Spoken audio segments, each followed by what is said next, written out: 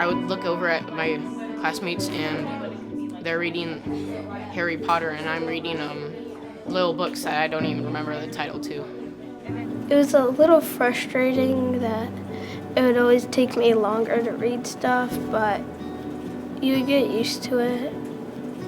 Yeah, I had challenges reading. I'm smart as other students, but I just learn in a different way. I would say it's a learning difference because I don't think of it as a disability. I don't feel disabled. I have to look at the words in a different way than other people would. And I get to the same conclusion, I get to the same answer as everyone else does, but it's different. And I appreciate it, I love being dyslexic, and I wouldn't want to be anything else.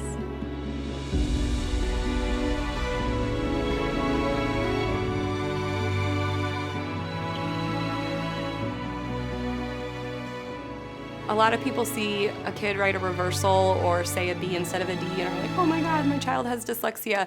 That's not it. It is neurologically based, so it's in your brain, and the best analogy I can give is that for us as people who can read fluently and with confidence, we have filing cabinets in our brain. And when we see a word, we pull that word out of our filing cabinet, we access it automatically, and we read it automatically. A child with dyslexia has those filing cabinets, but the drawers are open and papers are flying everywhere.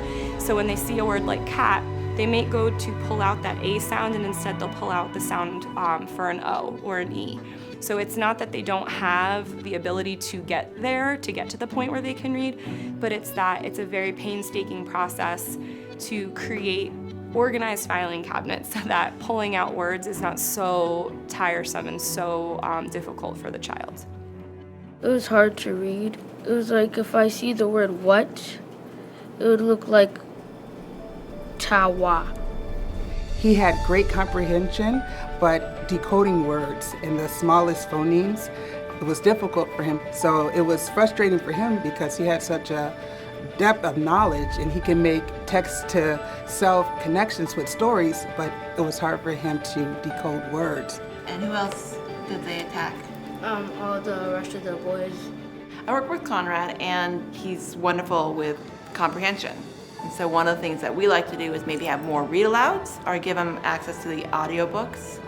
So he brings in the comprehension and really develops his inferential skills. Use this method called the Orton-Gillingham, where you write the word in sand so your mind will remember it. Good job. C says K and K says.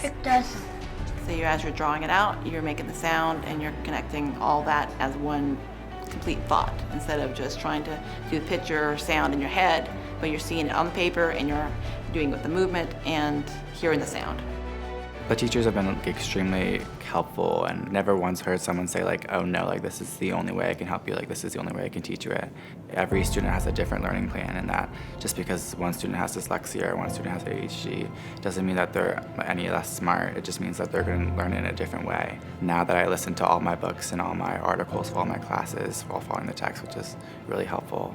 Each student is different, and what I like is I've actually been working with people here at Arlington with the assistive technology, and we've been trying to experiment in different ways of bringing in technology. We use read and write on Google Docs, where they can actually dictate what they're writing down. Just tell his computer and it writes it out, and he can just correct the grammar that way. So I use direct phonics instruction using Wilson Reading System and a combination of that and Orton-Gillingham. I have the students reading constantly at their instructional level, so I group them very specifically by the exact skills that they are ready to learn and need to learn in order to make it to the next level. I think you need to find a good group of friends, because the hardest thing I struggled with being dyslexic was being embarrassed about it and being embarrassed of what my friends would think. But if you have a solid group of friends and if you have a good teacher who's willing to wait and sit with you, it makes all the difference in the world, and I think that's what I really needed.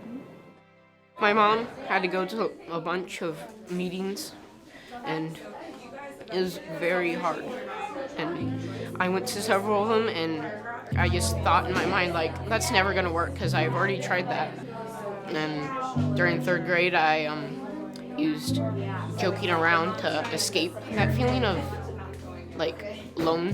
One particular student, I remember at the IEP meeting, mom was very concerned, and I think she brought up, but what if he doesn't make progress?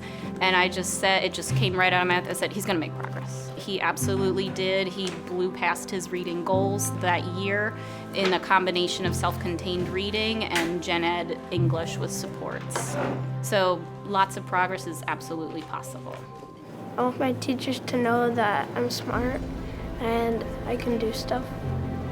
I feel like it got better over the time. It was very difficult at first, but then I started getting the hang of it.